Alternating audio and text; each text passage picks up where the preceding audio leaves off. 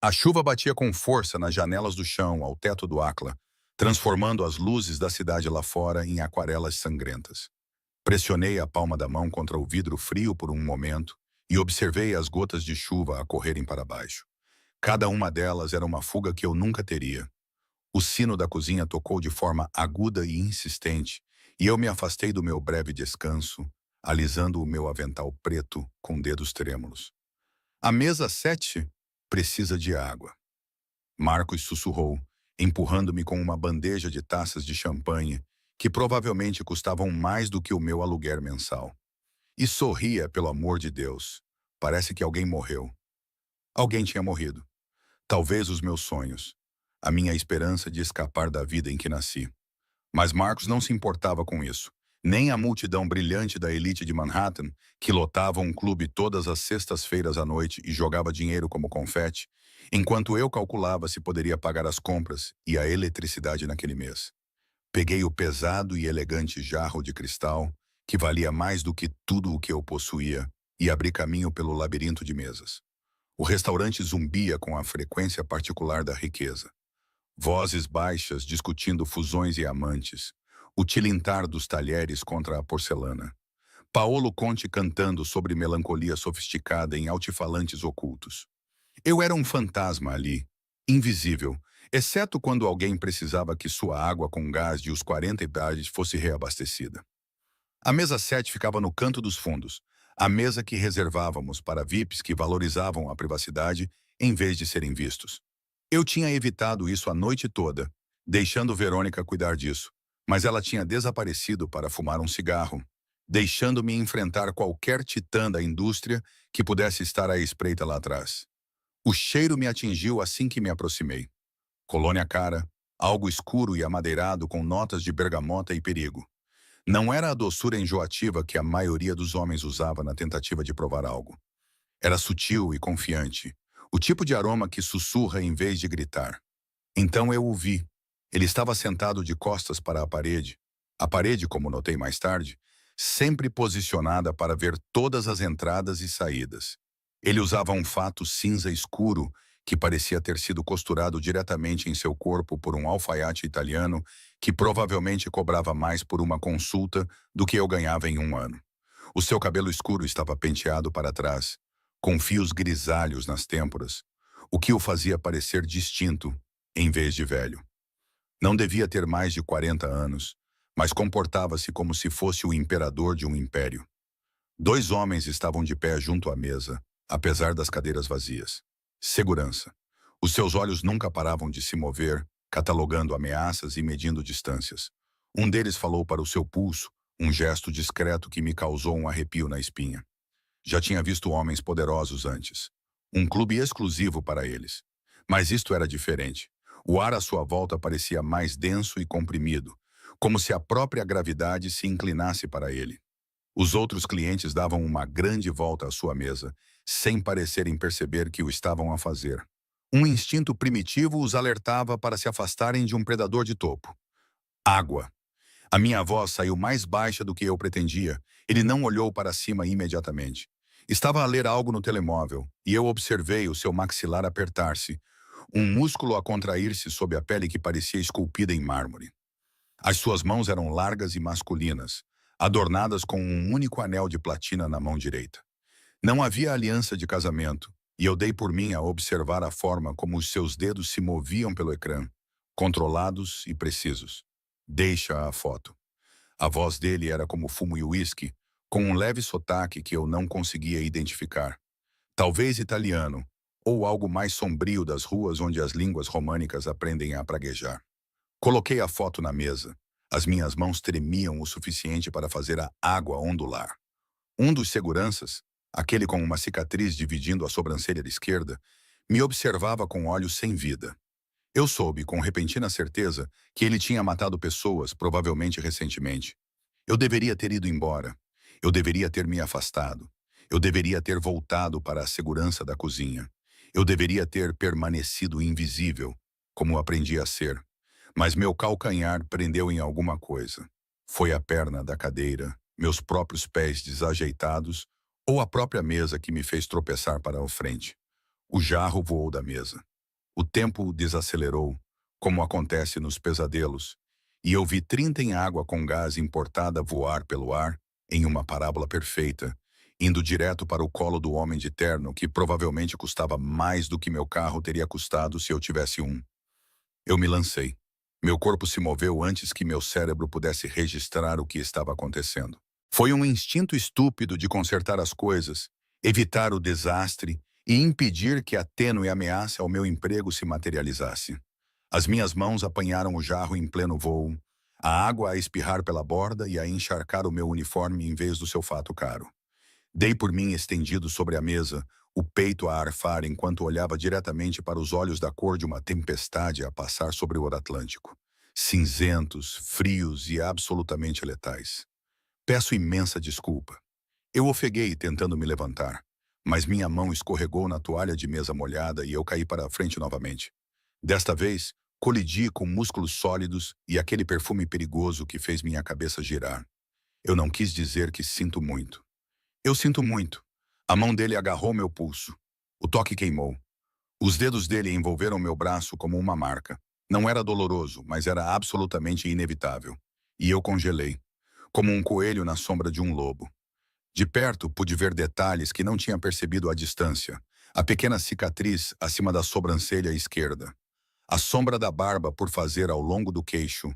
A forma como as pupilas dele se dilatavam ao olhar para mim. Ele realmente olhou para mim. Eu não estava habituada a ser vista. Toda a minha vida tinha sido sobre ser invisível. A miúda bolsista na escola chique. A empregada de mesa no restaurante caro. Eu era a rapariga de lugar nenhum tentando sobreviver numa cidade que devorava pessoas como eu ao pequeno almoço. Mas ele viu-me através do cabelo encharcado, do uniforme molhado e das mãos trêmulas, algo por baixo. Algo que eu nem sabia que existia. Estás molhada, disse ele. Havia algo na sua voz que tornava a observação obscena. Sim, desculpa. Eu estava a balbuciar e a tentar afastar-me, mas o seu aperto apertou ligeiramente. Ele não estava a magoar-me, mas estava absolutamente a impedir-me de fugir. Giovanni. Ele disse isso ao guarda com cicatrizes, não a mim. Ele nunca quebrou o contato visual. Arranja-lhe uma toalha, disse ele. Diz ao Marcos que a sua empregada de mesa acabou de me salvar de uma infeliz conta de limpeza a seco. Ele sabia o nome do Marcos. Por que sabia ele o nome do Marcos? O guarda desapareceu. O sushi supaste os de movendo-se com uma velocidade surpreendente para um homem do seu tamanho. Fiquei presa por aquele olhar cinzento e por dedos que pareciam estar a me aprender o ritmo do meu pulso através da minha pele.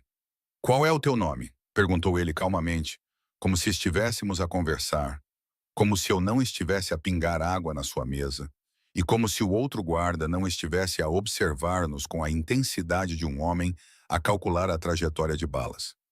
Emma! Saiu como um sussurro. Emma Cole, Emma, ele repetiu, saboreou e sentiu uma sensação de reviravolta no estômago ao ouvir o meu nome na boca dele.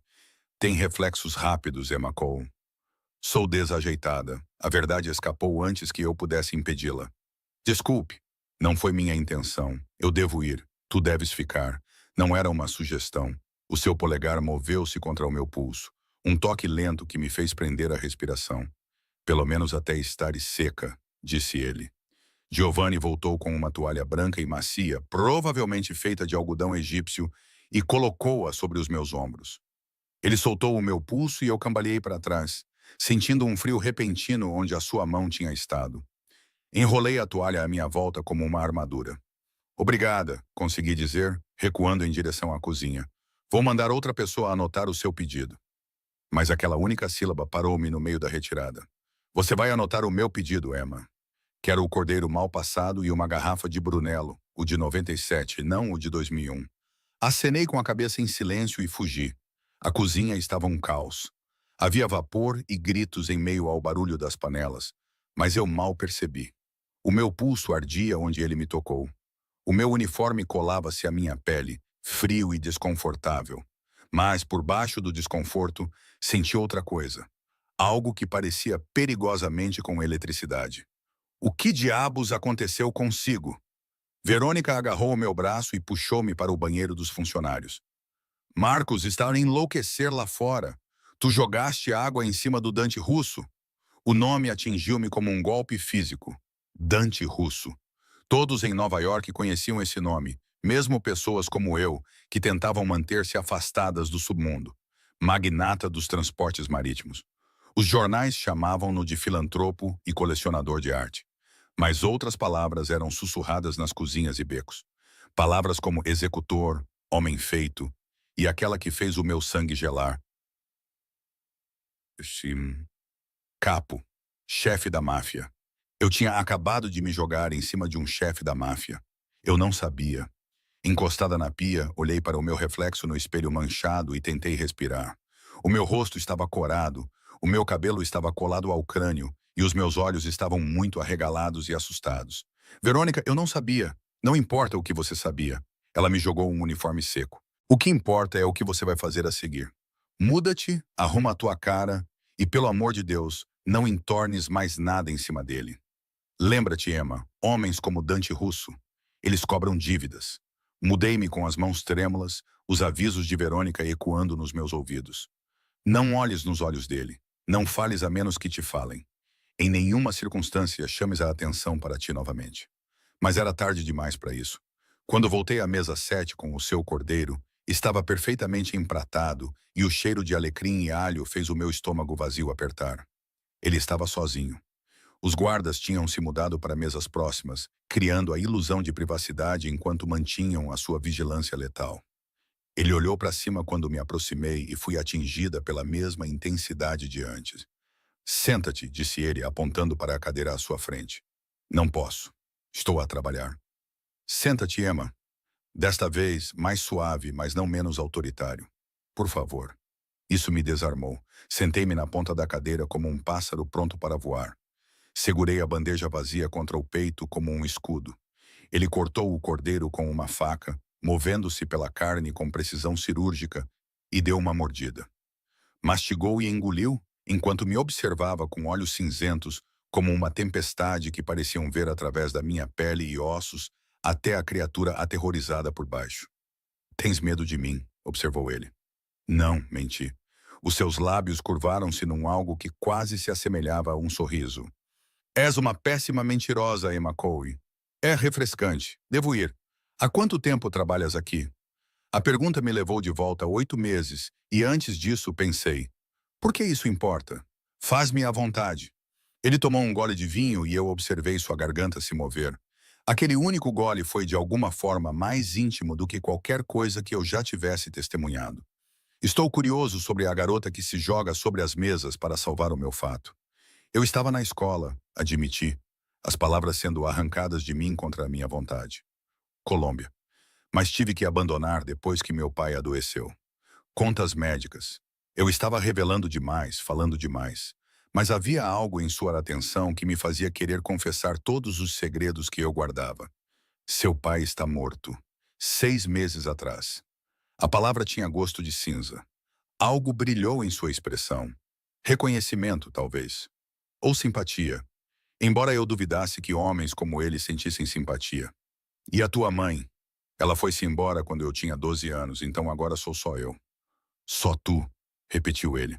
A maneira como ele disse isso soou trágica e, ao mesmo tempo, como uma oportunidade. Ele pousou o garfo e cruzou as mãos largas e de aparência perigosa sobre a mesa. Gostaria de te ajudar, Emma. Sinais de alerta soaram na minha cabeça. Não preciso de ajuda. Todos precisam de ajuda. Ele enfiou a mão no casaco.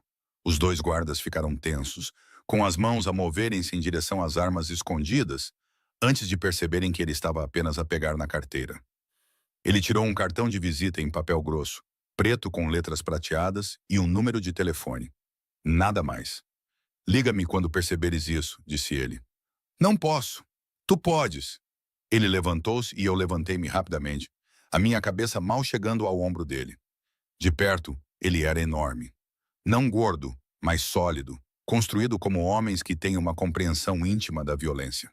Tu também terás, Emma Cole, porque apesar dos teus instintos fracos de autopreservação, és inteligente.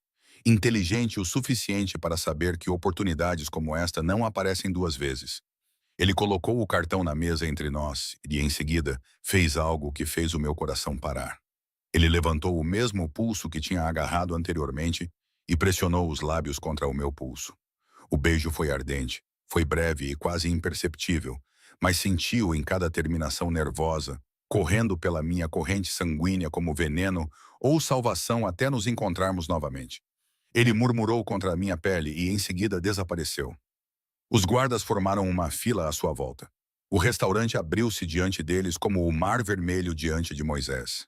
Fiquei ali, paralisada, a olhar para o cartão preto na mesa, o fantasma do seu toque no meu pulso e o cordeiro meio comido, que representava mais proteína do que eu tinha consumido numa semana. Marcos apareceu ao meu lado, com o rosto roxo de raiva. O que diabos você disse a ele? Ele deixou uma gorjeta de $5.000, Emma. 5.000 por uma costeleta de cordeiro? O que você...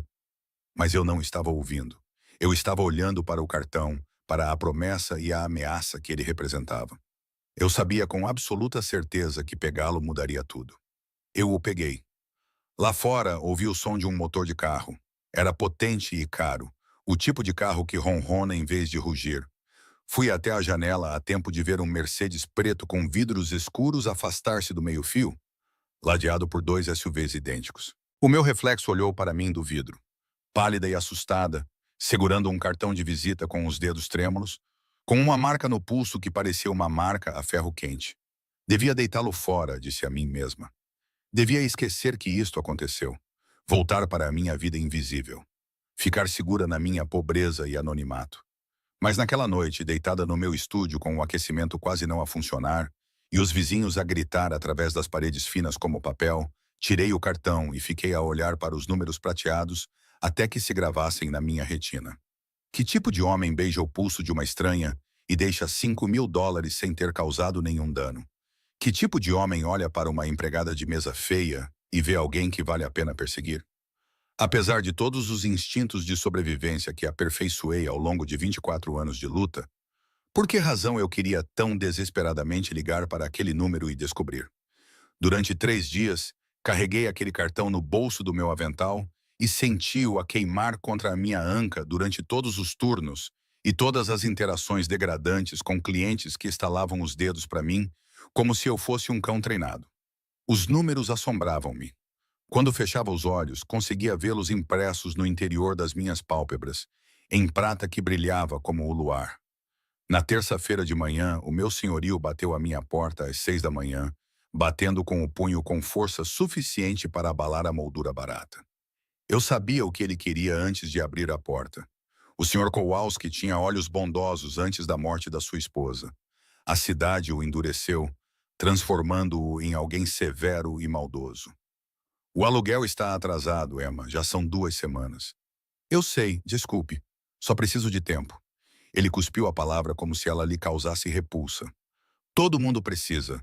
Eu também preciso. Preciso de 1.640 até sexta-feira, caso contrário, você será despejada. Tenho 3 pessoas à espera deste lugar.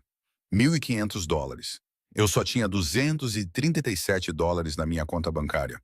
O meu próximo salário só chegaria daqui a uma semana. Mesmo assim, depois dos impostos e do dinheiro que enviei para pagar parte da dívida médica do meu pai, eu só conseguiria juntar $800. A porta fechou-se na minha cara e eu fiquei ali parada com o meu pijama surrado. Eu estava a usar boxers masculinos e uma camiseta da Columbia que eu tinha guardado da minha vida antiga. Fiquei olhando para o nada. Eu podia sentir o cartão a vibrar no meu bolso. Não, eu não faria isso. Eu não podia. Homens como Dante Russo não ofereciam ajuda sem esperar algo em troca. Eu tinha visto filmes suficientes da Lifetime para saber como essas transações terminavam. Pretty Woman era um conto de fadas. A realidade era mais sombria e feia. Era paga com carne e dignidade. Fui trabalhar. Ecklau parecia diferente à luz do dia, menos mágico e mais mundano. As janelas nas quais eu tinha pressionado a palma da mão na sexta-feira à noite agora estavam cobertas de manchas e impressões digitais. Marcos me fez polir talheres nos fundos como punição por qualquer coisa que ele achasse que eu tinha feito para ganhar aquela gorjeta obscena. Verônica continuava a lançar-me olhares preocupados, mas não fazia perguntas. No nosso mundo, Não se faziam perguntas sobre dinheiro que aparecia do nada. O ritmo mecânico de polir, esfregar, brilhar, repetir, foi interrompido pela voz de Emma Marcos. O telefone diz que é urgente. O meu coração parou. Nunca ninguém me ligava para o trabalho. Nunca ninguém me tinha ligado para o trabalho antes. Eu só tinha 3 contactos no meu telefone: Marcos, Verônica e o departamento de cobrança do hospital. O telefone era antigo e com fio, e ficava pendurado na parede da cozinha, em meio a violações do Código de Saúde. Eu o peguei, com as mãos a tremer novamente. Olá, senhorita Cole. A voz era profissional e feminina, com um sotaque britânico nítido que sugeria uma educação cara e empregadores ainda mais caros. O senhor Russo gostaria de convidá-la para almoçar hoje. Às 3 no Marias. Um carro irá buscá-la às 12h45. Estou a trabalhar. Já foi combinado com o seu empregador. O carro estará lá fora às 12h45.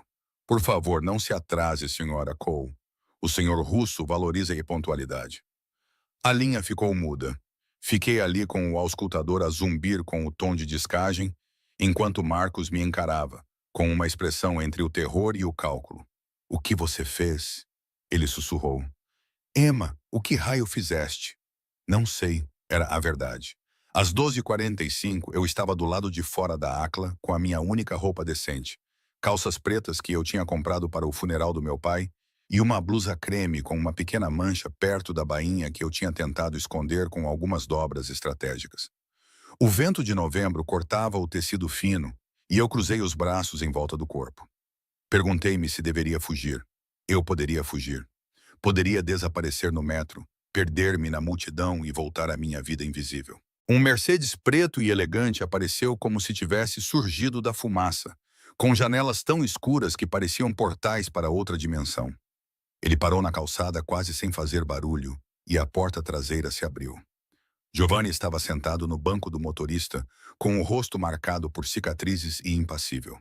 O compartimento dos passageiros estava vazio, apenas com couro creme e o aroma persistente da colônia que assombrava os meus sonhos. Miss Cole. A voz de Giovanni era surpreendentemente gentil. O senhor Russo está à espera. Entrei. Deus me ajude. Entrei. O interior era acolhedor e com temperatura controlada, com música clássica suave a tocar em altifalantes ocultos. Havia uma garrafa de água no suporte para copos. San Pellegrino, do mesmo tipo que servíamos no Clá por 30 anos. Encostada nela, havia uma nota escrita com uma caligrafia forte e angular. Beba. Você parecia com sede na sexta-feira à noite. Peguei a garrafa com as mãos trêmulas e bebi. Tinha gosto de riqueza, como a vida que vislumbrei na Colômbia antes que a realidade desabasse. As bolhas queimavam a minha garganta, e eu me perguntava se era assim que Eva se sentiu quando deu a primeira mordida na maçã. Maria não estava longe. Em Manhattan, tudo acontecia em poucos quilômetros quadrados, como se a cidade tivesse sido projetada para manter os poderosos por perto e os desesperados ainda mais perto. Paramos em frente a um restaurante, pelo qual eu já tinha passado centenas de vezes, sem nunca ousar olhar pelas janelas. Era um restaurante com estrela Michelin, o tipo de lugar onde precisavas de conexões e dinheiro, na mesma medida para conseguir uma reserva. Giovanni abriu a minha porta e ofereceu-me a mão para me ajudar a sair. A sua palma estava calejada e cheia de cicatrizes. Apesar do fato caro, era a mão de um trabalhador. Terceiro andar, sala de jantar privada. Ele está à sua espera. A recepcionista olhou para mim e soube imediatamente quem eu estava lá para ver. Ela conduziu-me pela sala de jantar principal, com as suas toalhas de mesa brancas e conversas sussurradas, até um elevador que eu nem sabia que existia. Terceiro andar, disse ela. Eu não sabia que os restaurantes tinham terceiro andar. As portas do elevador abriram-se diretamente para uma sala que me deixou sem fôlego. Janelas do chão ao teto davam vista para o Central Park. As árvores estavam em chamas com as cores do final do outono. O espaço era íntimo. Havia uma mesa já posta com porcelana tão delicada que parecia que se iria partir se respirasse da maneira errada. E ali, de pé junto à janela, com um telefone encostado ao ouvido, estava Dante Russo. Ele parecia diferente à luz do dia, de alguma forma mais duro. O prateado do seu cabelo refletia a luz do sol, E eu podia ver as rugas ao redor dos seus olhos que falavam de noites tardias e escolhas difíceis. Hoje, ele usava um fato azul marinho sem gravata e o botão superior da camisa estava desabotoado, revelando um triângulo de pele bronzeada e cabelo escuro. Ele virou-se quando o elevador fechou atrás de mim, terminando a chamada com uma única palavra em italiano que soou como uma ordem. Os seus olhos cinzentos como uma tempestade encontraram os meus, e vi algo como satisfação passar pelo seu rosto. Emma. Ele disse o meu nome como se fosse algo precioso. Vens, eu tinha a escolha. As palavras escaparam antes que eu pudesse detê-las. Eram duras, cheias do medo que eu vinha engolindo desde sexta-feira. O seu sorriso foi lento, perigoso. Sempre há uma escolha. Você poderia ter fugido, poderia ter chamado a polícia, poderia ter me denunciado por assédio, poderia ter mudado de número de telefone, poderia ter se mudado de apartamento, poderia ter desaparecido nas fendas da cidade. Ele se aproximou de mim, cada passo deliberado e predatório. Mas não o fizeste. Entraste no carro, subiste as escadas. Escolheste isto, Emma Cole. Nem sei o que isto é. Deixa-me explicar. Ele puxou uma cadeira. Aqui ficava de frente para a vista, claro. Sentou-se de costas para a parede. A posição que lhe permitia ver a porta, as janelas e todas as ameaças possíveis. Senta-te, come e ouve. Sentei-me porque as minhas pernas já não me aguentavam. Um empregado apareceu. De onde é que ele tinha vindo? Com pratos de comida que eu não sabia nomear. Crudel com algo cítrico e azeite que cheirava a costa mediterrânea que eu nunca tinha visto. Dante observava-me, esperando até eu pegar no garfo com as mãos trêmulas e dar uma dentada. Explodiu na minha língua. O sal, o ácido e a gordura estavam em perfeito equilíbrio. Eu tinha esquecido que a comida podia ter esse sabor. Algo além de combustível para manter o meu corpo em movimento, sobrevivendo. O teu senhorio, disse Dante, cortando o seu próprio peixe com movimentos precisos, está a ameaçar despejar-te. $1.500 até sexta-feira. O garfo caiu da minha mão. Como é que sabes tudo sobre mim, Emma? Ele disse isso casualmente, como se estivesse comentando sobre o tempo. Seu pai era Thomas Cole, um avaliador de seguros. Ele morreu de câncer no pâncreas após uma batalha de 6 meses que levou à falência o pouco que você tinha. Sua mãe é Rebecca Cole, agora casada com um homem chamado Martinez. Ela atualmente mora em Phoenix com ele e seus 3 filhos. Ela lhe envia 40 todo o Natal e nunca liga no seu aniversário. Abandonaste a Universidade de Colômbia no teu 3º ano do curso de literatura inglesa, com uma média de 3,8. Deves $47.000 em empréstimos estudantis e $32.000 em dívidas médicas. O teu apartamento de 37 metros quadrados inclui aquecimento, que raramente funciona num prédio que deveria ter sido condenado a 15 anos. Comes uma refeição por dia, geralmente o que a cozinha de um restaurante está a deitar fora. Não compras roupas novas há 8 meses. Caminhas 45 minutos até o trabalho porque não tens dinheiro para pagar o metrô. Ele fez uma pausa e tomou um gole de vinho. Esqueci alguma coisa? O horror tomou conta de mim em ondas. Tu me investigaste. Claro que sim. Eu investigo todas as pessoas que me interessam. E tu, Emma Cole, me interessas muito. Por quê? Perguntei num sussurro. Eu não sou ninguém. Não sou nada. Algo perigoso brilhou nos seus olhos. Não. Nunca mais digas isso. As suas palavras soaram como um chicote e eu recuei. Ele respirou fundo, controlando-se visivelmente. Atiraste-te sobre uma mesa para salvar o fato de um estranho. Percebes como isso é raro? Como é extraordinário? No meu mundo, as pessoas empurrariam as próprias mães na frente de balas pela metade do que eu gasto num jantar. Mas arriscou o seu emprego e a sua dignidade por um homem que não conhecia, sem esperar nada em troca. Eu só não queria ser despedida. Outra mentira. Ele inclinou-se para a frente e eu senti o cheiro da colônia novamente. Pude ver as manchas cinzentas mais escuras nas suas íris. Fez isso porque é assim que você é. Altruísta. Estúpido, mas altruísta. Então, ele estendeu a mão por cima da mesa e acariciou o meu pulso onde o tinha beijado. Ainda podia sentir o fantasma dos seus lábios ali. Isso vale tudo. Puxei a minha mão para trás. O que queres de mim? Quero ajudar-te. Ninguém ajuda de graça, especialmente homens como tu. Homens como eu. Ele sorriu, mas não foi gentil. Diz, Emma, chama-me do que eu sou. Não finjas que não sabes. És um criminoso. A palavra pairou entre nós como uma granada com o pino puxado. Sim, sem negação, sem desvio. Sou um criminoso. Matei pessoas. Magoei pessoas. Construí um império com sangue, medo e fazendo coisas que te fariam vomitar. Mas também sou um homem que paga as suas dívidas. Salvaste-me de um inconveniente. Isso significa que te devo. Uma gorjeta de $5.000 parece suficiente. Não foi um pagamento. Foi um presente. Ele tirou um cheque do bolso do casaco e deslizou-o pela mesa. O valor fez a minha visão ficar embaçada. $50.000. Isto é o pagamento. Por quê? A minha voz mal se ouvia por causa dos batimentos do meu coração. Pela tua companhia. 3 meses. Vais morar numa das minhas propriedades. Terás segurança. Terás 3 refeições por dia. Podes terminar a tua licenciatura. Já falei com a Colômbia sobre a tua reintegração. Em troca, vais acompanhar-me a eventos quando necessário. Serás vista comigo.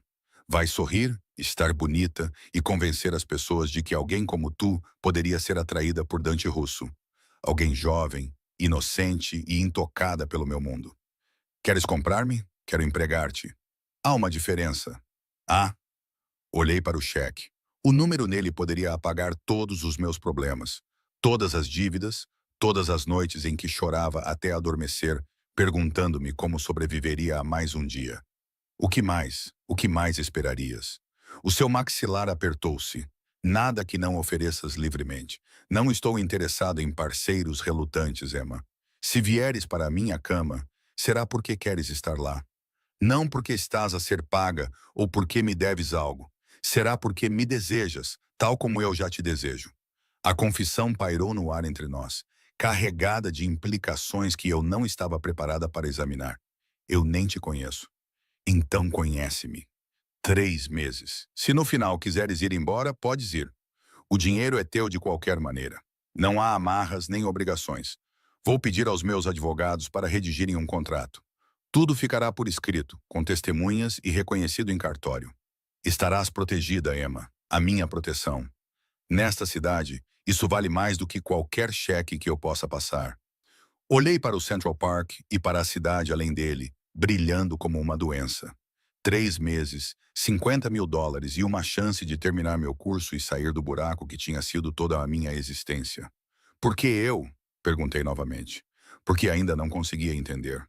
Você poderia ter tido qualquer uma, modelos, atrizes, mulheres que não iriam humilhá-lo. Achas que me humilharias? Ele riu, um som agudo e amargo. Emma, és a única pessoa genuína que conheci em 15 anos. Todos os outros querem algo. Poder, dinheiro, conexões. Mas tu só querias manter o teu emprego de salário mínimo. Isso é... Ele parou. Algo vulnerável passou pelo seu rosto antes que a sua máscara voltasse ao lugar. Isso vale todo o risco. O empregado de mesa apareceu novamente, retirando os pratos que eu mal tinha tocado e substituindo-os por algo que cheirava divinamente. Dante fez-me sinal para comer, e eu o fiz mecanicamente enquanto a minha mente girava em torno de cenários e consequências. 3 meses. Eu poderia sobreviver a 3 meses de qualquer coisa.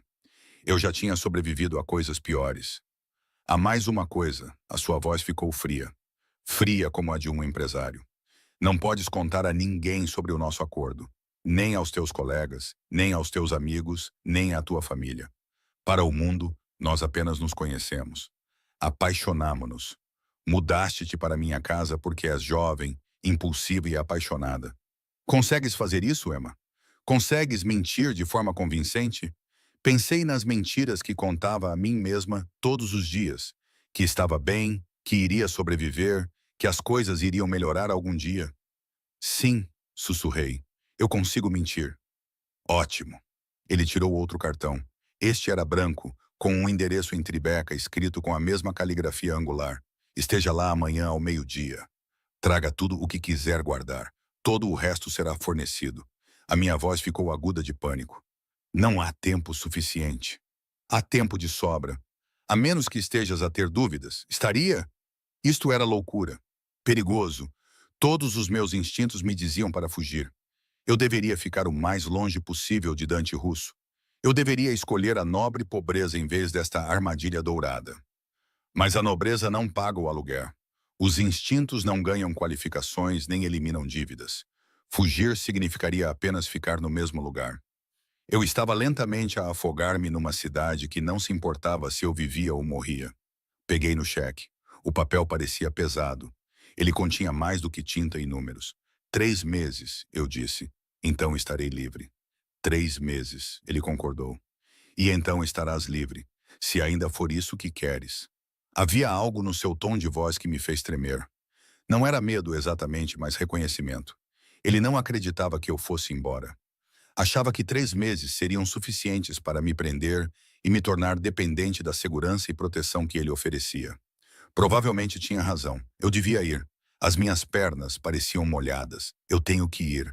Há coisas que preciso fazer. O Giovanni vai levar-te para casa. Faz as malas esta noite. Dorme até tarde amanhã. A tua nova vida começa. Ele levantou-se, contornando a mesa com graça predatória até estar perto o suficiente para tocar. Emma. A mão dele subiu e segurou o queixo dela, o polegar acariciando a maçã do rosto com uma gentileza inesperada. Vou cuidar de ti, disse ele. Prometo. Ninguém vai magoar-te, ninguém vai tocar-te, e estarás segura. Segura? Repeti a palavra estranha na minha mente. Quando foi a última vez que me senti segura? Ele inclinou-se lentamente, dando-me tempo para me afastar. Não o fiz. Os seus lábios roçaram a minha testa num gesto gentil, quase paternal. Exceto pela forma como a sua respiração vacilou quando me tocou. Até amanhã, Toro, disse ele, e as portas do elevador fecharam-se no seu rosto, naqueles olhos cinzentos que prometiam salvação e condenação em igual medida. Encostei-me à parede, com o cheque apertado na minha mão trêmula. O que tinha acabado de concordar? Não dormi. Como poderia? Sentei-me no meu colchão irregular, o mesmo que tinha resgatado da rua há 3 anos, manchado e partido, mas gratuito. Olhei para a minha vida, reduzida ao que eu podia carregar. Tudo cabia em 2 sacos de lixo e uma mochila. 24 anos de existência e eu podia levar tudo numa única viagem de metro. Só que eu não iria mais andar de metro. Às 11h45 da manhã seguinte, eu estava na calçada em frente ao meu antigo prédio, com o Sr. Kowalski a me encarar da janela do primeiro andar. Paguei-lhe o aluguer que devia em dinheiro, as notas que tinha levantado do banco, depois de depositar aquele cheque impossível. A caixa olhou para mim como se eu tivesse roubado alguém. Chamou o gerente e verificou os fundos 3 vezes antes de finalmente e com relutância me dar acesso ao dinheiro, que eu ainda não conseguia acreditar que era meu. O Mercedes apareceu exatamente ao meio-dia. Giovanni saiu e pegou as minhas malas patéticas, sem comentar ou julgar. Ele as colocou no porta-malas com o mesmo cuidado que provavelmente usaria para transportar corpos. Perguntei-me se ele já tinha transportado corpos antes. Se aquelas mãos marcadas por cicatrizes tinham feito coisas que assombrariam os meus pesadelos. Menina Cole. Ele abriu a porta traseira e eu entrei, deixando para trás o único lar que conheci desde que o meu pai morreu. A viagem até Tribeca demorou 20 minutos no trânsito de Manhattan, que se abriu à nossa frente como se fôssemos da realeza, ou como se as pessoas reconhecessem o carro e soubessem que deviam sair do caminho. Paramos em frente a um edifício por onde já tinha passado antes. Um daqueles armazéns convertidos com janelas do chão ao teto, porteiros e uniformes que custavam mais do que o meu salário mensal. Custavam, porque eu já não tinha salário. Eu tinha um acordo. Giovanni conduziu-me por um átrio que parecia pertencer a um museu. Havia pisos de mármore, arte moderna que eu não compreendia, e um enorme arranjo floral que provavelmente custava mais do que o meu aluguer. O porteiro acenou a Giovanni com o respeito que os homens dão a outros homens perigosos. Subimos em silêncio no elevador até ao último andar. A penthouse. Claro que era. As portas abriram diretamente para o apartamento. Não havia corredor nem vizinhos. De repente, fui imerso num espaço tão enorme que realmente fiquei sem fôlego. Havia janelas por toda parte, inundando a sala com luz. Tijolos expostos e concreto polido estavam justapostos com móveis que pareciam esculturais e desconfortáveis. A arte nas paredes era familiar para mim, das minhas aulas de História da Arte. Originais, não impressões, exibidos casualmente como pôsteres num dormitório. O senhor Russo deveria chegar às 19h e Giovanni colocou as minhas malas na entrada. Elas pareciam obscenas contra o chão imaculado. Sacos de lixo cheios de detritos num palácio. O quarto é por ali. A cozinha está totalmente equipada. Se precisar de alguma coisa, há um telefone perto da porta. Pressione 1 para o concierge, 2 para a segurança e 3 para o escritório do senhor Russo. E que número eu pressiono para fugir? As palavras escaparam, agudas com a histeria que eu vinha engolindo desde ontem. O rosto marcado por cicatrizes de Giovanni suavizou-se quase imperceptivelmente. Não há fuga, senhorita Cole. Não mais. Mas se serve de consolo, esta é a prisão mais bonita de Nova York. Ele saiu e eu fiquei sozinha. Andei pelo apartamento como um fantasma, assombrando a vida de outra pessoa. O quarto era maior do que todo o meu estúdio e era dominado por uma cama tão grande que 5 pessoas como eu caberiam nela. Os lençóis pareciam imaculados. Eram impecáveis como os de um hotel e brancos ofuscantes. Havia uma casa de banho conectada, toda em mármore e cromada, com um chuveiro que tinha 6 cabeças diferentes e uma banheira funda o suficiente para se afogar. O guarda-roupa estava vazio, exceto por um bilhete. Burgdorf's, amanhã, 10 horas, D. Desempacotei os meus sacos de lixo para dentro do guarda-roupa vazio, pendurei as minhas 3 camisas e 2 pares de jeans em cabides que provavelmente custaram mais do que as próprias roupas e tentei não chorar com o quão patético tudo parecia. A tarde passou lentamente. Fiz café numa máquina que não sabia operar, queimei-me com o vapor e finalmente desisti. Bebi a água da torneira que era filtrada naturalmente e provavelmente importada de um glaciar norueguês. Tentei ler, mas as palavras ficavam desfocadas.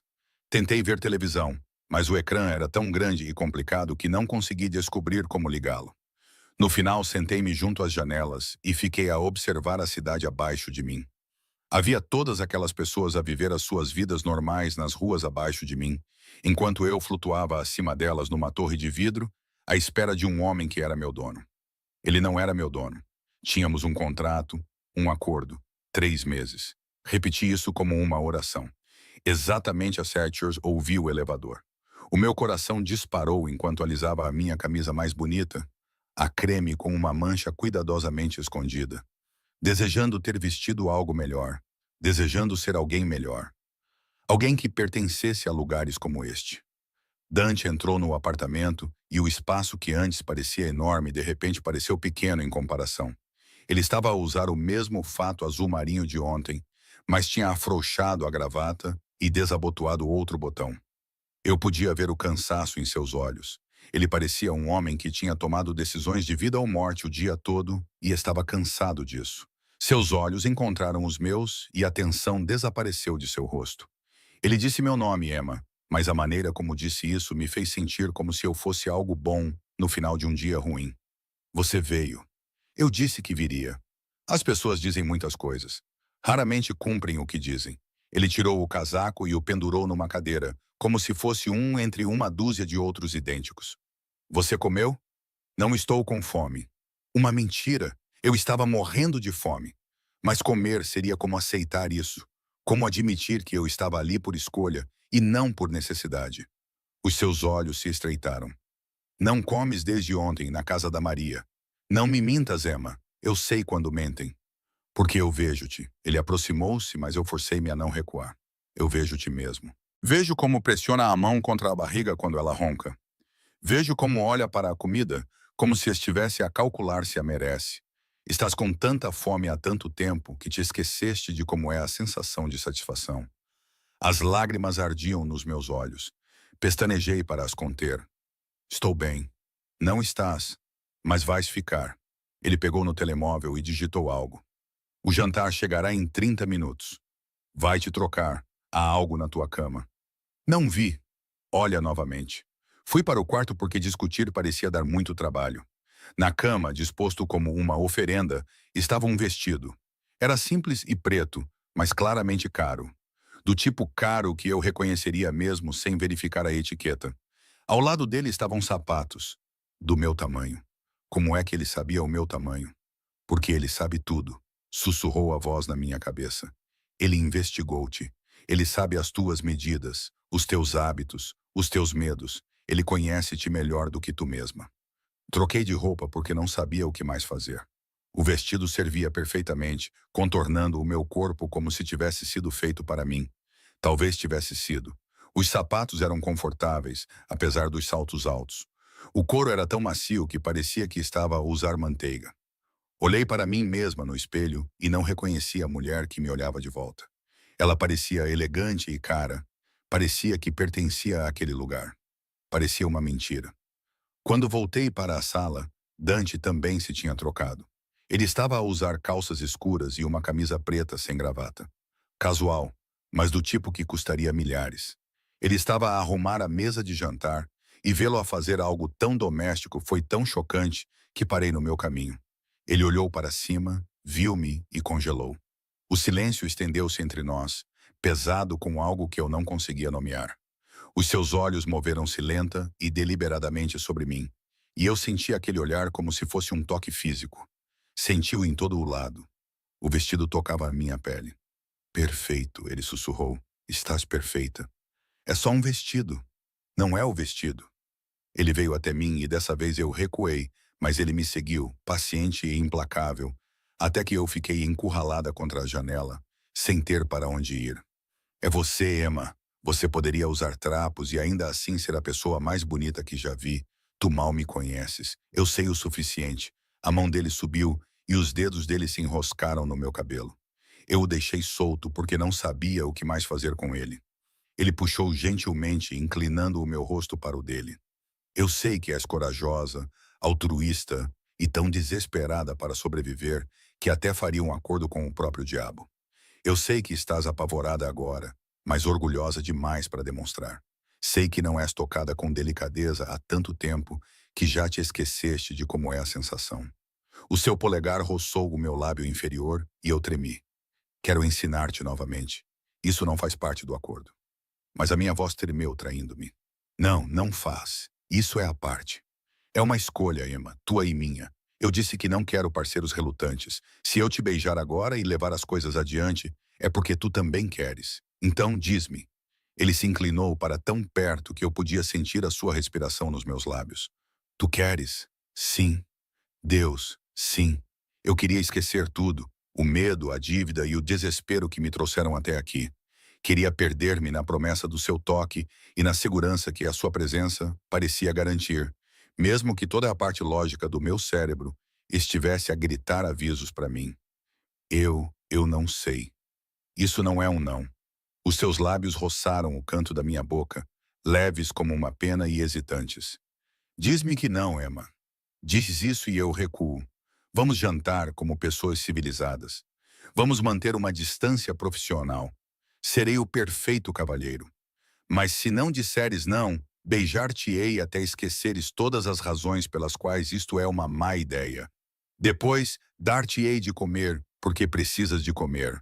Depois, mandar-te-ei para a cama sozinha, porque apesar do que pensas de mim, não sou um monstro. Posso esperar. O elevador tocou. O jantar chegou. Dante deu um passo para trás e o feitiço se quebrou. Eu me encostei na janela. Minhas pernas mal me sustentavam. Ele pagou ao entregador. Ouvi o murmúrio de vozes e o barulho de sacolas. Quando ele voltou, sua máscara estava de volta no lugar, profissional e distante. Era como se o momento contra a janela nunca tivesse acontecido. Comemos comida chinesa de um restaurante que eu nunca tinha ouvido falar na mesa de jantar. Foi servida em pratos de verdade. Aparentemente, até mesmo comida para a viagem recebia tratamento real aqui. Ele me fez perguntas seguras sobre meu diploma, meus livros favoritos e meus planos para o futuro. Respondi com cuidado, ciente de que cada palavra estava sendo catalogada e analisada para construir um perfil que ele exploraria mais tarde. Mas lentamente, contra a minha vontade, relaxei. Ele era engraçado quando queria e autodepreciativo em relação à sua falta de educação formal. Apesar de nunca ter frequentado a faculdade, era claramente culto. Falava sobre arte como se fosse importante e sobre livros como se fossem seus amigos. Esqueci-me por um momento quem ele era e o que fazia, até que o seu telefone tocou. A mudança foi instantânea. O seu rosto endureceu como se fosse esculpido em pedra, e ele atendeu em italiano, com a voz baixando para um tom que me causou arrepios na espinha. Não entendi as palavras, mas entendi o tom. Ameaça, autoridade, controlo absoluto. Ameaça, autoridade, controlo absoluto. Este era o homem por trás da máscara. O criminoso, o assassino. Ele levantou-se e caminhou em direção às janelas, a sua linguagem corporal gritando violência mal contida. A conversa durou 5 minutos que pareceram horas. Quando terminou a chamada, ele não se virou imediatamente. Ele apenas ficou ali, com a silhueta recortada contra as luzes da cidade, as mãos cerradas em punhos. Dante. A minha voz soou fraca. Vai para a cama, Emma. Ele não olhou para mim. Por favor, vai para a cama. O que aconteceu? Nada com que te preocupes. Nada que te afete. Mas isso afetou-me. Eu estava na casa dele, vestindo as roupas dele e comendo a comida dele. Tudo o que o afetava agora me afetava. Quer eu quisesse ou não, fui para a cama porque não sabia o que mais fazer, deitada naqueles lençóis brancos e lisos, olhando para o teto enquanto ouvia o murmúrio da voz dele, fazendo uma ligação após a outra em italiano, inglês e o que poderia ser russo, orquestrando, consertando e destruindo coisas. Por fim, devo ter adormecido, porque acordei com a luz do sol a entrar pelas janelas destapadas e o cheiro de café. Quando entrei na cozinha, Dante estava lá, vestido com um fato cinza escuro e uma gravata bordô. Parecia que tinha dormido 8 horas, em vez das poucas que realmente dormiu. Bom dia, disse ele. Entregou-me um café preparado do jeito que eu gosto, com natas, sem açúcar. Como ele sabia? O pequeno almoço está pronto. Come e depois o Giovanni vai levar-te a Burgdorf's. Compra o que precisares. Tudo vai para a minha conta.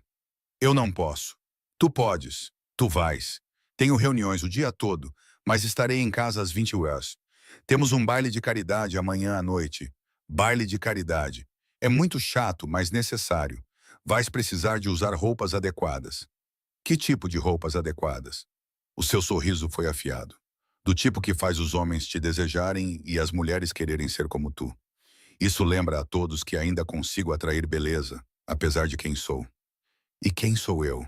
Ele se inclinou e beijou minha testa, assim como tinha feito na casa da Mariah, mas desta vez foi mais apressado e quase fraternal, exceto pela maneira como sua mão agarrou meu cabelo.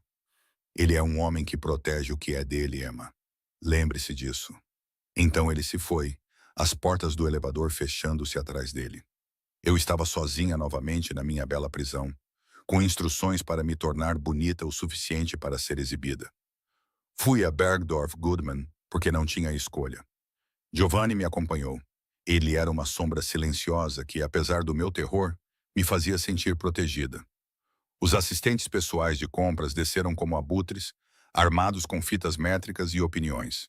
Durante 4 horas, fui cutucada, empurrada e enfiada em vestidos que custavam mais do que o funeral do meu pai. Saí com roupas, sapatos, bolsas e joias suficientes para encher o armário vazio. Nada disso eu jamais tinha desejado. Sentia-me como uma boneca que tinha sido vestida para o teatro. Naquela noite, Dante chegou à casa mais cedo, às 19 horas em vez das 20 horas, e encontrou-me no sofá, a ler um dos livros da sua extensa biblioteca. Eu estava a tentar sentir-me normal nesta vida anormal. Mostra-me. Ele apontou para o quarto, onde todas as minhas novas compras estavam penduradas de forma acusadora. Levei-o até lá e observei-o folhear criticamente os cabides, parando num vestido azul escuro sem costas que a personal shopper tinha insistido em comprar. Era o tipo de vestido que exigia uma confiança que eu não possuía. Este, disse ele, para amanhã. É demais. É perfeito. Vais usar este. Vou enviar os diamantes pela manhã.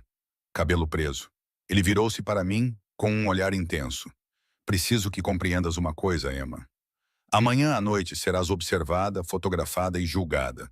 As pessoas vão perguntar-se quem és, como te encontrei e o que estás a fazer com um homem como eu.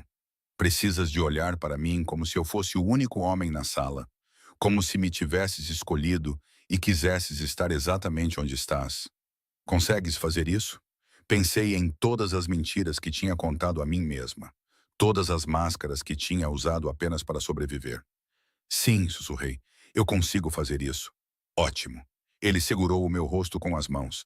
Desta vez, não me afastei, porque amanhã o mundo conhecerá a minha Emma. Preciso que acreditem que és minha. Durante 3 meses, algo brilhou nos seus olhos. Possessividade e determinação. Algo mais sombrio que eu não conseguia nomear. Sim, ele concordou por 3 meses. Mas nenhum de nós acreditava mais nisso. A gala foi realizada no Metropolitan Museum of Art, é claro. Giovanni nos levou no Mercedes, que agora estava ladeado por 2 SUVs adicionais, cheios de homens cujos olhos nunca paravam de se mover, catalogando ameaças potenciais em cada sombra. Sentei-me ao lado de Dante naquele vestido azul escuro com diamantes frios contra a minha garganta. Emprestados, ele disse, embora a maneira como ele mesmo os prendeu sugerisse algo mais permanente. Tentei lembrar-me de como respirar. Estás a tremer. A mão dele cobriu a minha, quente e sólida. Não tenhas medo. Não tenho medo. Outra mentira. Eu estava apavorada. Não dele exatamente, mas do que ele aquela noite representava. No momento em que saí do carro com ele, deixei de ser Emma Cole, a empregada de mesa invisível. Tornei-me Emma Cole, a mulher de Dante Russo. No mundo dele, esse título vinha com um alvo pintado nas minhas costas. Mentirosa. Mas ele disse isso gentilmente, acariciando a palma da minha mão com o polegar. Escuta-me, fica perto, não aceites bebidas de ninguém além dos garçons. Não vás a lugar nenhum sozinha. Se precisares de usar a casa de banho, avisa-me e mandarei alguém acompanhar-te. Não converses com ninguém que eu não tenha apresentado primeiro. Se algo parecer errado, ou se alguém te deixar desconfortável, avisa-me imediatamente. Entendido? Faz com que pareça uma zona de guerra, disse ele, cerrando os dentes. É apenas uma zona de guerra mais bonita. O carro parou. Através das janelas escurecidas, eu podia ver o tapete vermelho, os fotógrafos e a multidão brilhante da elite de Manhattan subindo os degraus do museu como peregrinos se aproximando de um templo. Meu estômago revirou. Emma. Ele me virou para ficar de frente para ele, suas mãos segurando meu rosto com uma ternura inesperada. És a mulher mais bonita aqui esta noite. Não por causa do vestido, dos diamantes ou de qualquer outra coisa que te comprei. É por causa de quem és por baixo de tudo isso. Lembra-te disso. Lembra-te que estás comigo. Isso torna-te intocável. Então Giovanni abriu a porta e de repente estávamos no meio de tudo. Havia o flash das câmaras, os gritos dos fotógrafos e a atenção avassaladora de milhares de pares de olhos. Primeiro Dante apareceu, abotoando o casaco do smoking com facilidade. Depois, estendeu a mão para mim. Eu a segurei e saí para a luz ofuscante. O mundo explodiu em luz. Senhor Russo, quem é a sua acompanhante? Dante? Aqui, senhor. Podemos saber o nome? A mão de Dante pousou na minha cintura, queimando a minha pele enquanto ele me guiava pelos degraus, com a confiança de um homem que possuía tudo o que tocava. Ele não respondeu. Os fotógrafos não reconheceram a nossa presença, mas senti o peso da atenção deles como algo físico, dissecando-me e julgando-me. No interior, o museu tinha sido transformado em algo saído de um conto de fadas ou de um pesadelo, dependendo da perspectiva. Lustres de cristal, esculturas de gelo e champanhe a correr como água abundavam. As mulheres estavam cobertas de joias que poderiam financiar pequenos países. Os homens usavam smokings que custavam mais do que carros. E todos estavam a observar-nos, Dante. Uma mulher surgiu da multidão. Ela tinha traços bem definidos e olhos ainda mais penetrantes. O seu vestido vermelho moldava-se ao corpo, provavelmente resultado de treino pessoal e cirurgia. Eu tinha ouvido rumores de que irias trazer alguém, mas precisava ver para acreditar. Catarina. A voz de Dante ficou fria e o seu aperto nas minhas costas ficou mais forte. Ainda à procura do teu próximo marido? O sorriso dela era venenoso. Ainda a fingir que não és filho do teu pai. O ar entre eles crepitava com história e violência, mal contida. Fiquei ali, presa no fogo cruzado, sentindo-me pequena e jovem. Emma Cole, disse Dante, puxando-me para a frente. Conhece Katarina Vulov. O pai dela e o meu faziam negócios juntos antes de ele morrer. A implicação de que Dante o tinha matado pairava pesadamente no ar. A distinção provavelmente não importava. Os olhos de Catarina percorreram-me, desdenhosos e cruéis. Que refrescante. Encontraste um animal de estimação. Ela faz truques? Ela faz isto. Então Dante beijou-me. Não foi gentil. Não foi o beijo cuidadoso e questionador que eu poderia esperar em público. Ele enfiou a mão no meu cabelo cuidadosamente penteado e inclinou a minha cabeça para trás. A sua boca tomou a minha com a possessividade de um homem a marcar território. Eu suspirei contra os seus lábios e ele aproveitou-se disso, aprofundando o beijo até eu esquecer onde estávamos. Esqueci Catarina, a observar com fúria nos olhos. Esqueci tudo, exceto o sabor dele. Uísque, menta e poder. Quando ele se afastou, eu estava tonta. O meu batom estava certamente estragado. A minha compostura cuidadosa estava destruída. Desculpe-nos, disse ele a Catarina com voz áspera. Temos pessoas para ver. Ele levou-me embora, a sua mão ainda a arder nas minhas costas. Ouvi o riso amargo e cúmplice de Catarina a seguir-nos, e percebi que todos tinham visto e sabiam o que tinha acontecido. Todos tinham visto. Todos sabiam. Amanhã o meu rosto estaria em todas as páginas 6, com especulações selvagens sobre quem eu era e como tinha chamado a atenção de um dos homens mais perigosos de Nova York. Desculpa. Dante conduziu-me para um canto mais tranquilo, longe da multidão. Eu não devia ter feito isso. Era inadequado. Era para aparentar. A minha voz soava estranha e distante. Seria mesmo? Os olhos dele procuraram os meus, intensos e famintos. Já não tenho a certeza. Antes que eu pudesse responder, outro homem aproximou-se. Era mais velho e distinto, com aquele tipo de cabelo prateado que sugeria sabedoria em vez de idade. Dante, disse ele.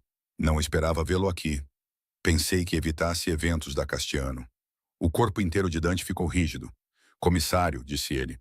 Não sabia que a polícia de Nova York tinha começado a aceitar convites de homens como Vincent Castellano.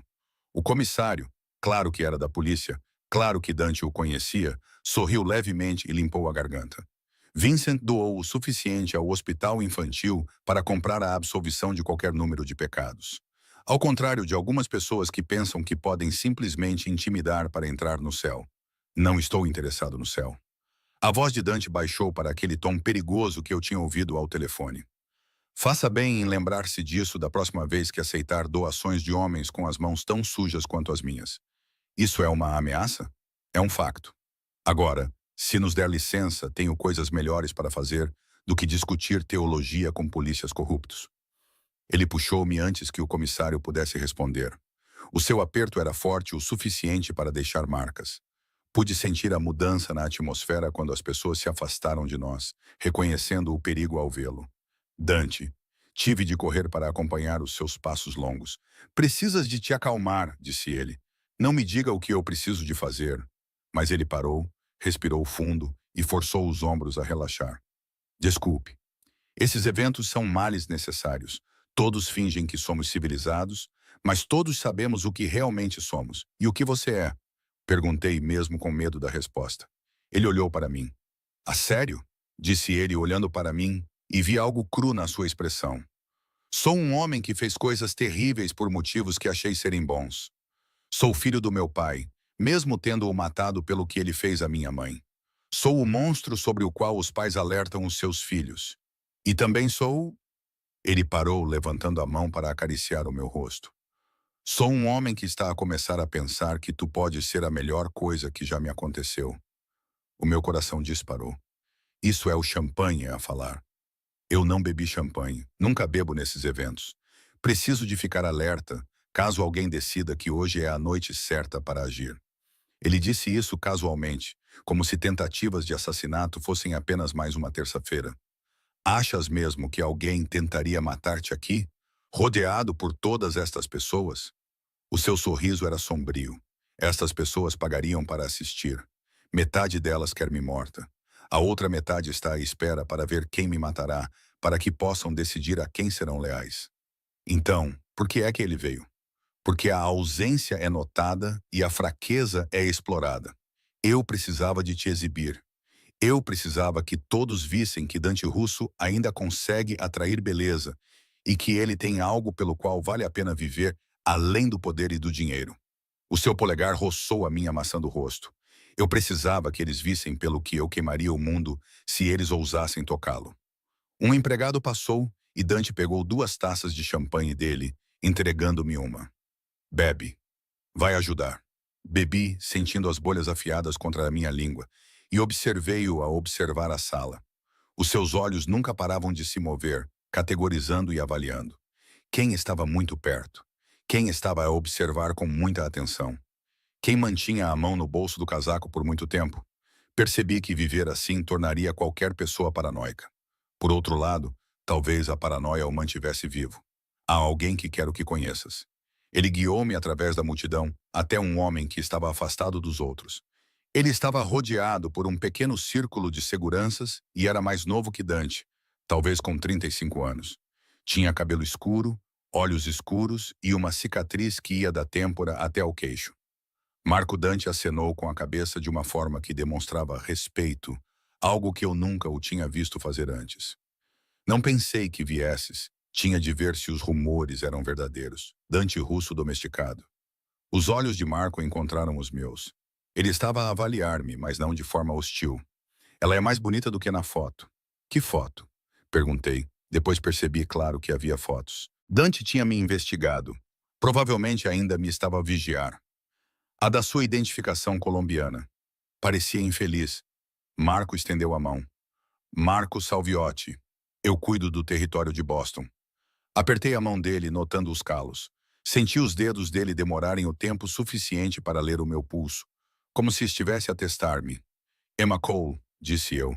Eu cuido do papel de namorada aterrorizada. Ele riu surpreendido. Ela é engraçada. Gosto dela. Tenta não deixá-la ser morta, Dante. Estou cansado de ir a funerais. Não haverá funeral, mas o aperto de Dante nas minhas costas intensificou-se. Todos sabem que ela está sob a minha proteção agora. Todos sabem. Isso não significa que todos se importem. A expressão de Marco ficou séria. Os Volkovs estão a causar problemas. O pai de Catarina pode estar morto, mas o irmão dela não está. E ele lembra-se de quem puxou o gatilho. Deixe-o lembrar-se. Deixe-o tentar alguma coisa. Estou pronta. Estás mesmo. Os olhos de Marco voltaram-se para mim porque acabaste de torná-la um alvo. Mikhail não te atacará diretamente. Ele não é estúpido. Mas ela é acessível e vulnerável. Ela é a maneira perfeita de te magoar sem arriscar uma guerra. O gelo inundou as minhas veias. Isto era real. O perigo sobre o qual Dante me alertou não era hipotético. Era Malevulov e homens como ele. Homens que me magoariam só para ver Dante sofrer. Ninguém toca nela. A voz de Dante poderia cortar vidro. Deixei isso muito claro. Qualquer um que tentar terá que responder a mim pessoalmente. Só tenha cuidado para não pensar com clareza, porque é aí que os erros acontecem. Marco deu uma palmada no ombro de Dante. Ele acenou para mim. Prazer em conhecê-la, Emma. Espero vê-la novamente em circunstâncias menos dramáticas. Então ele desapareceu na multidão, deixando-nos sozinhos num mar de pessoas que queriam nos mortos. Eu queria ir embora. A minha voz tremia, toda a pretensão de compostura tinha desaparecido. Por favor, quero ir para casa logo. Mas ele puxou-me para mais perto, envolvendo-me com os braços num gesto romântico, mas protetor. Precisamos de ficar mais uma hora. Mostra força. Mas depois vamos embora. Prometo. A hora arrastou-se como anos. Dante apresentou-me a dezenas de pessoas cujos nomes esqueci imediatamente e cujos sorrisos nunca chegavam aos olhos. Sorri até o rosto doer, ri de piadas sem graça e desempenhei o papel de namorada apaixonada enquanto a minha mente gritava avisos. Finalmente, misericordiosamente, fomos embora. O carro estava à espera. Giovanni segurou a porta aberta, enquanto Dante praticamente me empurrou para dentro, o rosto marcado por cicatrizes impassível. Conduz, ordenou Dante, e Giovanni obedeceu sem questionar. Eu encostei-me no banco de couro. Os diamantes pareciam pesados no meu pescoço e o vestido, de repente, parecia sufocante. Tira isto. Estiquei a mão para o fecho, mas as minhas mãos tremiam demais. As mãos de Dante substituíram as minhas. Apesar do tamanho, eram gentis, desprendendo o colar com facilidade experiente. Melhor? Não, respondi. Nada nesta noite está melhor. Beijaste-me na frente de todos. Disseste-lhes que eu era tua. Fizeste de mim um alvo. E nem sequer perguntaste se era isso que eu queria. Eu sei. Ele colocou os diamantes de lado com o maxilar apertado. Eu sei. E peço desculpa. Mas, Emma, precisas de compreender. No momento em que concordaste com este acordo, tornaste-te um alvo. O beijo apenas tornou isso oficial. Agora todos sabem que magoar-te significa declarar guerra a mim. É proteção, não uma ameaça. Parece ambas as coisas. É ambas as coisas. Ele puxou-me para si e eu fui com ele, demasiado exausta para resistir. Esta é a minha vida. Cálculo constante e ameaça constante. Eu trouxe-te para isso e fiz de ti parte disso. Se quiseres sair, se isso for demais para ti, eu liberto-te do contrato. Eu vou te colocar em algum lugar seguro, longe de Nova York, onde os meus inimigos não possam te alcançar. Eu deveria fugir o mais longe e o mais rápido possível desse homem lindo e terrível e do seu mundo de violência. Mas para onde eu iria? De volta à pobreza? De volta à invisibilidade?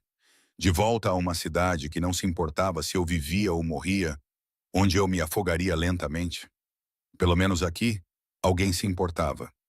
Mesmo que a preocupação dele viesse envolta em perigo e diamantes. Não, sussurrei contra o peito dele. Vou ficar por 3 meses, deite a minha palavra. Os braços dele apertaram-me com mais força e senti a tensão sair do corpo dele enquanto ele exalava. Está bem.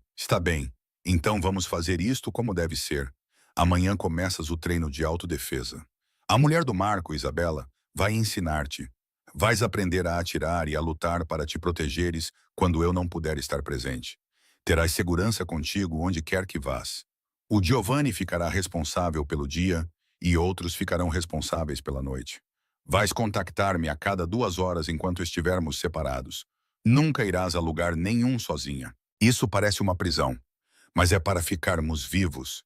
Ele inclinou meu rosto para cima e seus olhos estavam ferozes. Não vou perder-te, Emma. Não posso. Entendes? Só te conheço há 3 dias, e a ideia de algo acontecer contigo já me dá vontade de incendiar o mundo. Então, sim, é uma prisão, mas é uma prisão onde podes acordar todas as manhãs. Essa é a troca. Olhei para ele. Este é o homem que matou o próprio pai, aterrorizou comissários, fez criminosos se curvarem e me segurou como se eu fosse preciosa e frágil. Percebi que estava em muito mais perigo do que imaginava. Não por causa dos seus inimigos, mas por causa dele. Pela maneira como ele me olhava. Pela maneira como eu estava a começar a olhar de volta. Está bem, suspirei. Está bem, vamos fazer do seu jeito. Ele beijou-me novamente, mais suavemente desta vez. Uma promessa, em vez de uma reivindicação de posse. Eu retribuí o beijo, cruzando uma linha que jurei não cruzar e fazendo uma escolha que sabia que iria arrepender-me. Mas naquele momento, com os seus braços à minha volta e as luzes da cidade a passar rapidamente pelas janelas, parecia a única escolha que importava. As semanas seguintes misturaram-se num estranho ritmo de normalidade e caos. Comecei as aulas na Colômbia. Dante cumpriu a sua promessa, fazendo tudo o que era necessário para que eu fosse readmitida. Durante o semestre, eu estudava na cobertura enquanto ele trabalhava. Giovanni levava-me para o campus e trazia-me de volta. Ele estava sempre atento, sempre presente. Isabela ensinou-me a atirar num campo de tiro privado no Queens. Ela foi infinitamente paciente enquanto eu aprendia a manusear armas que nunca imaginei tocar. As minhas mãos pararam de tremer quando segurei uma arma. Isso deveria ter me aterrorizado. Em vez disso, senti-me empoderada. Dante e eu caímos numa rotina. Ele chegava a casa entre as 19 horas e as 20 a menos que algo urgente o afastasse. Jantávamos juntos e conversávamos sobre as minhas aulas e o dia dele. Evitávamos cuidadosamente discutir os detalhes das suas reuniões de negócios. Ele nunca me tocava além de um carinho casual. Nunca exigia mais do que eu oferecia, embora eu pudesse sentir a sua contenção em cada olhar e cada toque acidental dos dedos. Eu estava a apaixonar-me por ele. Deus me ajude. Eu estava a apaixonar-me por um homem que provavelmente tinha matado mais pessoas do que eu já tinha conhecido. Foi na 5ª semana que tudo mudou. Eu tinha ficado até tarde na biblioteca, mergulhada na pesquisa para um trabalho sobre literatura vitoriana, e perdido a noção do tempo. O meu telemóvel tinha descarregado. Eu tinha me esquecido de carregá-lo. Estúpida. Tão estúpida. Quando saí para a escuridão de novembro, já passava das 9. Giovanni estava à minha espera, com o rosto impassível como pedra, e eu soube imediatamente que algo estava errado. O senhor Russo tinha ligado. A sua voz estava tensa. Ele acha que você está morta. A culpa tomou conta de mim. Desculpe o meu telemóvel. Entre no carro. A viagem de volta para Tribeca foi silenciosa e tensa. Os nós dos dedos de Giovanni estavam brancos no volante e percebi que ele também estava com medo. Medo de ter que dizer a Dante que me tinha perdido e medo da punição que se seguiria. Quando chegamos ao prédio, Dante estava parado na calçada, vestindo apenas camisa e calças.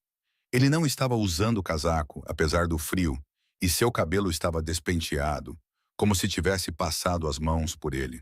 Quando me viu, alívio e fúria cruzaram seu rosto. Ele abriu a porta do carro com força e me puxou para fora com as mãos trêmulas, antes que Giovanni pudesse fazer o mesmo.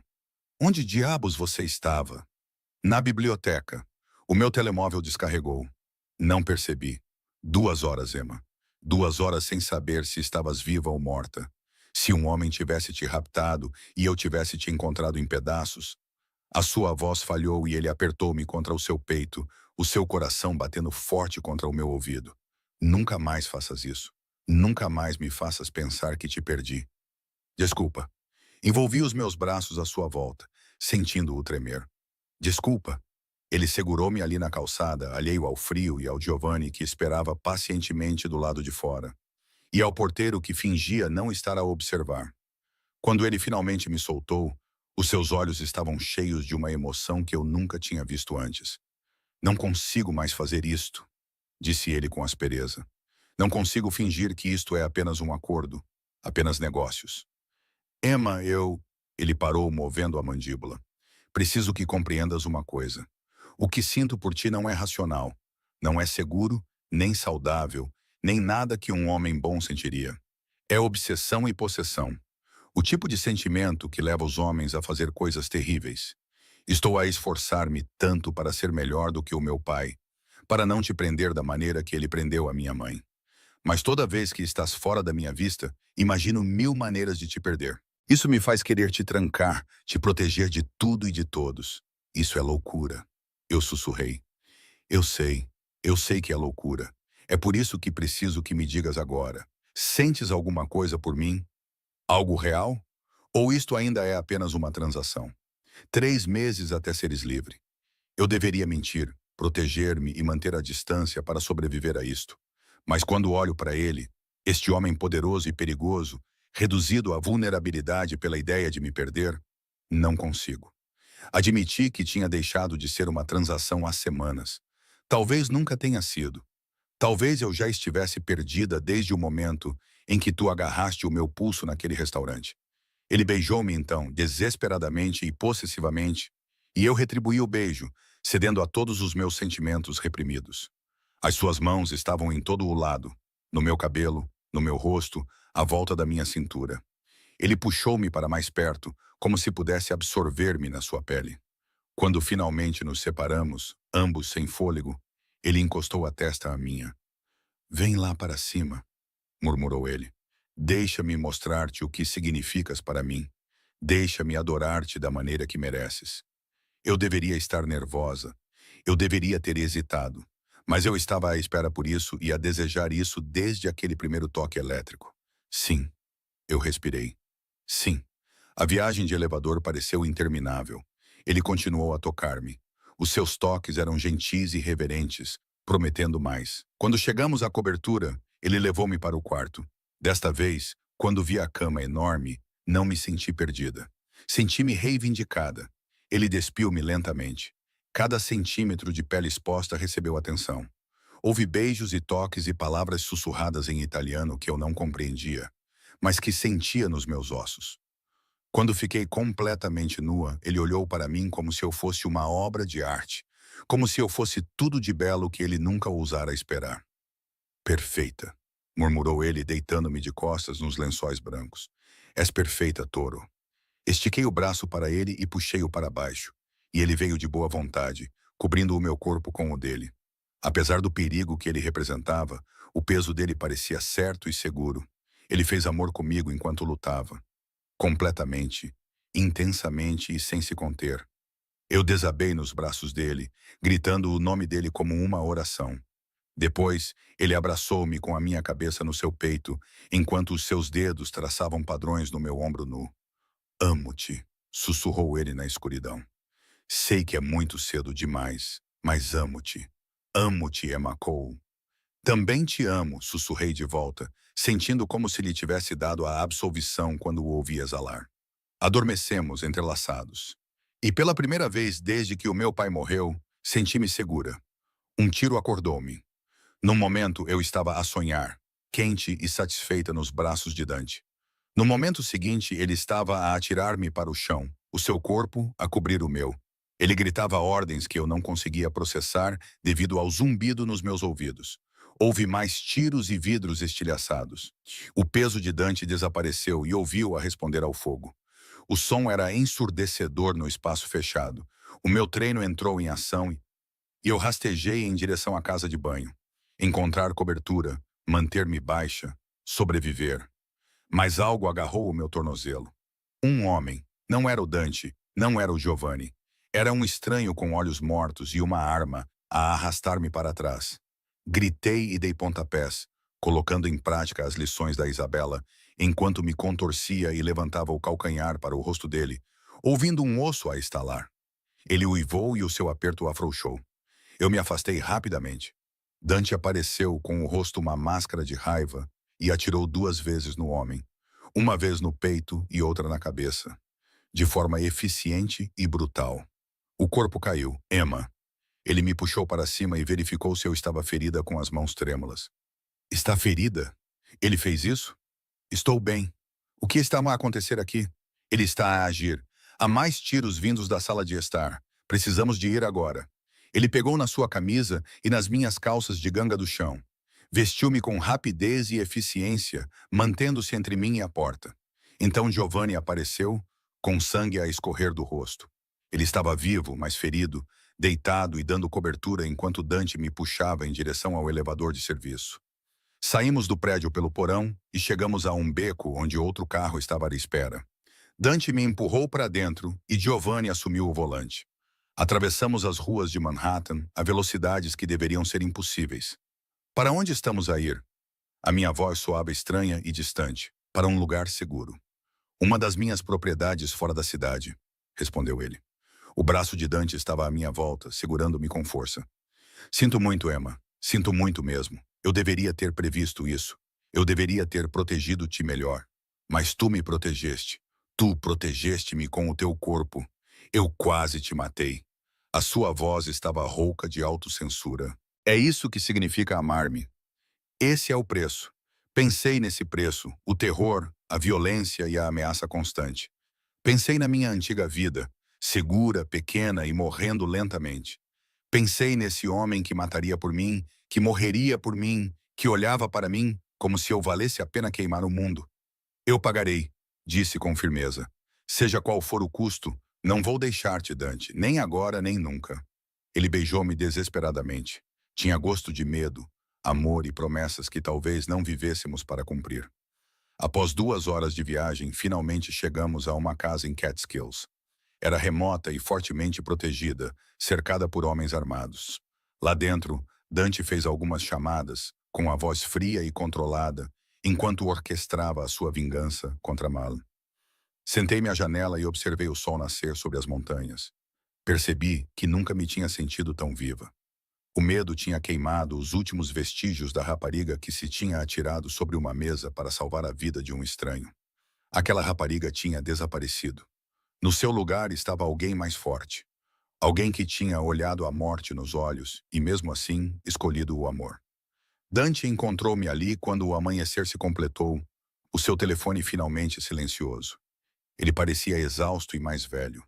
O peso do seu mundo era visível em cada linha do seu rosto. Está feito, disse ele baixinho. Mikhail não nos incomodará mais. Nem ninguém mais. Deixei bem claro o que acontece com as pessoas que ameaçam o que é meu.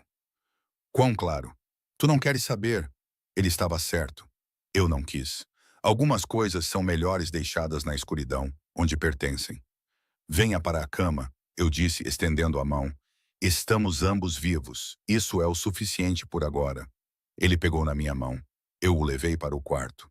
Caímos na cama juntos, Não por paixão desta vez, mas por conforto, para lembrar que tínhamos sobrevivido, que enfrentaríamos o que quer que viesse amanhã. 3 meses se passaram. O contrato terminou. Eu poderia ir embora agora com o meu dinheiro e o meu diploma concluído e construir uma vida longe dessa violência. Mas nem sequer considerei isso. Vou ficar. Eu disse a ele enquanto estávamos deitados, com o seu batimento cardíaco constante sob o meu ouvido. Não por causa do contrato, do dinheiro ou de qualquer acordo. Vou ficar porque te amo. Porque esta coisa louca, perigosa e impossível entre nós parece mais real do que qualquer outra coisa que já experimentei. Os seus braços apertaram-me com mais força. Vais casar comigo, disse ele. Era uma afirmação, não uma pergunta. Em breve. Preciso de saber o que pensas em todos os aspectos importantes. Isso não é um pedido de casamento, é uma exigência. Não sou um homem que pede o que quer, Emma. Mas contigo, eu tomo. A mão dele encontrou a minha e os nossos dedos entrelaçaram-se. Contigo, estou a pedir. Casa comigo. Sê minha esposa. Deixa-me passar o resto da minha vida a proteger-te, a amar-te e a tornar-me uma pessoa melhor por tua causa. Eu deveria pensar sobre isso. Deveria considerar as implicações, o perigo e a vida que estava a escolher. Mas eu já tinha feito a minha escolha naquela primeira noite, quando apanhei o cartão dele em vez de o deitar fora. Sim, sussurrei. Sim, vou casar contigo. Ele beijou-me então, suave, doce e cheio de promessas. Quando o sol nasceu sobre as montanhas e nos banhou com uma luz dourada, percebi que este era o meu final. Não o final de conto de fadas que eu poderia ter imaginado quando era menina, mas algo melhor. Algo real. Eu tinha me atirado sobre uma mesa para salvar um estranho. Ele tinha me apanhado, salvado e amado. Ao amá-lo também, eu tinha salvado algo nele. A parte que se lembrava de como ser gentil e proteger, em vez de destruir. Nós dois estávamos perdidos. Agora, tínhamos nos encontrado. Se o preço disso fosse uma vida vivida no limite, cercada por perigo e escuridão, eu pagaria com prazer todos os dias.